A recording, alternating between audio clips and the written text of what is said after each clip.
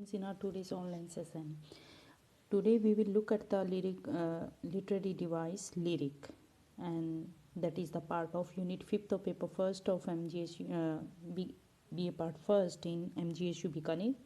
So lyric is a collection of verses and choruses making up a complete song or a short and non-narrative poem. So a lyric uses a single speaker who expresses personal emotions or thoughts. So basically, lyric was a poem sung to the accompaniment of a lyre or lyre, that is a musical instrument. In common language, a lyric is a short poem written to be set to music, and it expresses the thoughts and feelings of a single speaker. Lyrical poems, which are often popular for their musical quality and rhythm, are pleasing to the ear and are easily put to music. If we talk about the word origin, the term lyric originates from the Greek word lyre, which is an instrument used by the Grecians to play when reading a poem. Lyrical poets demonstrate specific moods and emotions through words. Such moods express a range of emotions from extreme to nebulous about life, love, death, or other experiences of life. If we talk about main features of a lyric, we can say that it is a short poem which deals with a single emotion. It is a musical poem.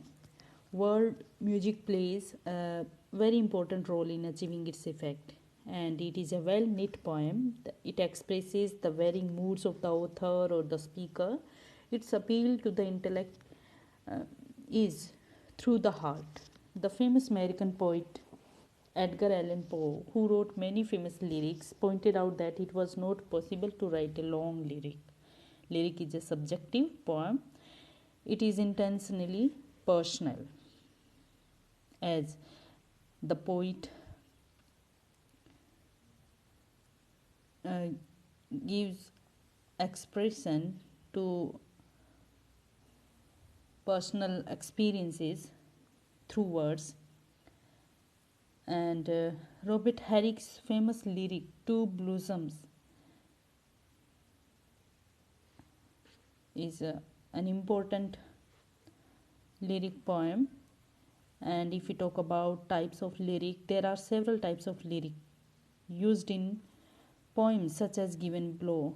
Like here in this piece of note I am reading for you. The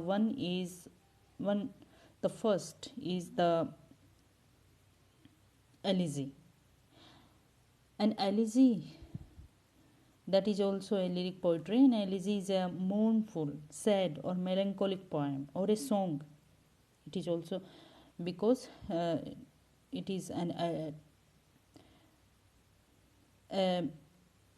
melancholic poem or a song that expresses sorrow for someone who has been lost or died. Likewise, we have ode, that is also a lyric poem, and it expresses intense feelings such as love, respect, or praise for someone or something. Like an elegy, an ode does not follow any strict format or structure. Though it uses refrains or repeated lines, it is usually longer than other lyrical forms and focuses on positive moods of life. As we already discussed that sonnet is also a lyric poem. A sonnet uses 14 lines and follows iambic pentameter with 5 pairs of accented and unaccented syllables. The structure of a sonnet with the predetermined syllables and rhyme scheme makes it flow off the tongues of readers in a similar way to a song on the radio.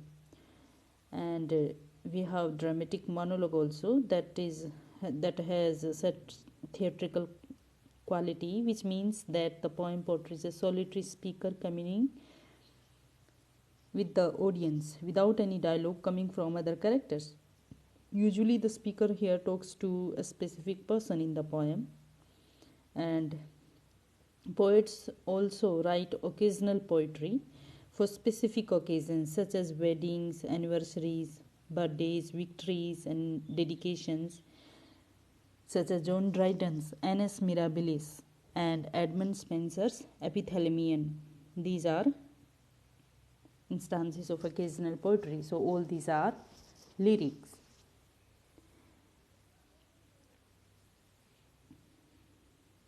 If we talk about certain examples of lyric in literature, so we have here Italian sonnet by James Defoe.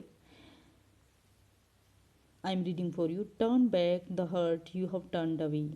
Give back your kissing breath. Leave not, my love, as you have left the broken hearts of yesterday. But what? Wait, be still. Don't lose this way. Accept, my love. Live for today. So this is an example of a sonnet using 14 lines with a metrical pattern of iambic pentameter. The poem is about feelings of love for a beloved. It tells that how it is worth staying with one another instead of leaving. And there is another instance of lyric poem, The West Wind by Percy Shelley. Here is an instance I am reading for you. Scatter as from an unextinguished hearth, ashes and sparks my words among mankind. Be through my lips to unwakened earth the trumpet of a prophecy, O wind. If winter comes, can spring be far behind? This excerpt from an ode demonstrates lyric. This poem has 14 lines and is written in iambic pentameter. Each stanza is divided into 4 tracets followed by a couplet. The rhyme scheme form is taxa rima. The mood has a positive lyrical quality here. There is another instance of lyric poem, that is a dramatic monologue by Robert Browning, My Last Duchess, where he says, "That's my last duchess painted on the wall, looking as if she were alive, I call. That piece I wonder now, Fra Pandolf's hands, worked busily a day, and there she stands. Fra Pandolf by design, for never read strangers like you that pictured countenance."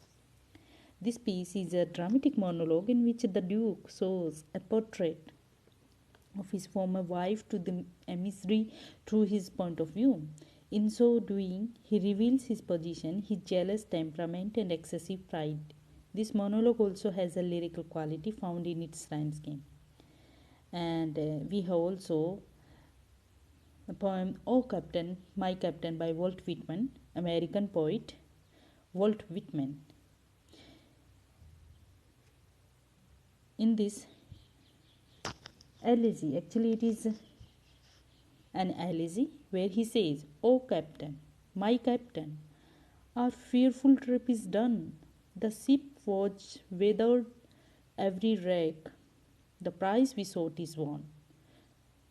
The port is near, the bells are here, the people all exulting. Why follow eyes the steady Nile, the vessel grim and daring? But oh heart, heart, heart." This is the first stanza of Whitman's famous elegy, and we can notice here the mood of the poet, which is somber and filled with intense sadness. Still, the words are giving melodic flow due to the lyrical quality. So all these instances have the lyrical quality. And if we talk about the function of lyric, a lyrical poet addresses his audience directly by portraying their state of mind or emotions. That is why a lyrical poem expresses personal emotions of the poet. So this is the basic function of lyrical poem, that it expresses the emotions of the poet.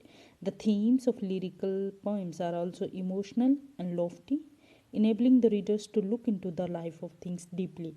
That is why such poems have universal appeal, because readers can relate their feelings with the poem. So that is one more important aspect about lyrical poems that it contains the universal appeal. So this is all about the lyric and the term lyric, and we will proceed with other concepts, literary devices and terms in our further sessions. Thank you, students.